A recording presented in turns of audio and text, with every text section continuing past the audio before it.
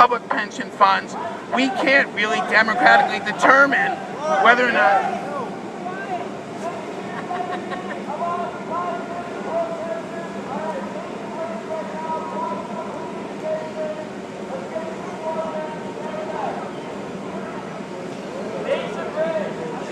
All right. Anyway, there was a demonstration. There was a demonstration against police brutality, and I guess there's some people at 8 and Race who are sitting down. So if people want to leave, but we can continue if you want to stay. So what I was going to say is, we need to have workplace democracy and democratic control over our society, but also we have to realize that public investment is also crucial for determining the future of this country. And the right has basically defunded government.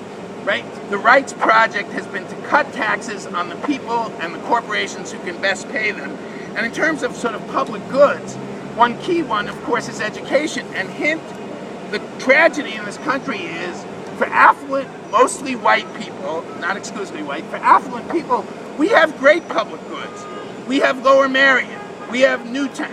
We have Newton, Massachusetts. We have Scarsdale. You can reel off the communities where people can afford to pay high taxes, and they have great public schools, great public after schools, great public parks, and I say we ought to have Lower Merion for everyone. But you can get that only if you democratize control over public revenue, you have a progressive tax system, and you spend the most in terms of schooling, in terms of health care, in terms of child care, on the people who have the least advantaged upbringing and the least advantaged birth. In other words, people who need the best teachers should be people whose parents are not highly educated. In this country, everything's fucked up.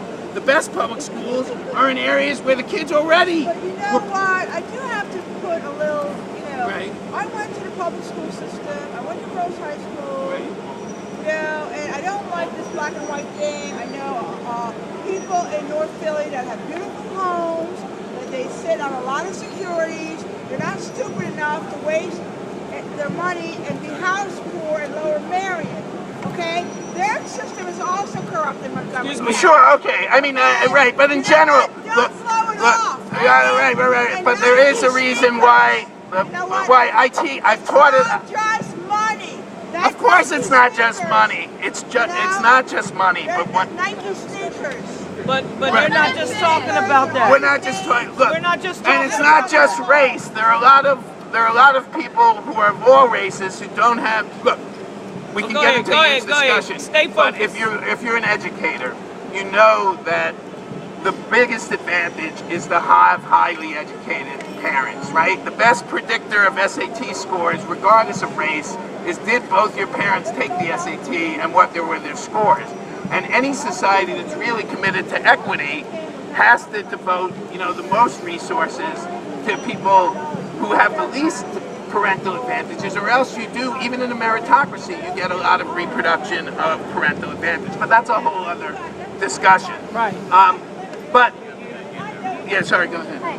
So, I know in New Jersey they actually tried something in the early 90s, I think, where the governor decided to make taxes and distribute them evenly throughout the schools.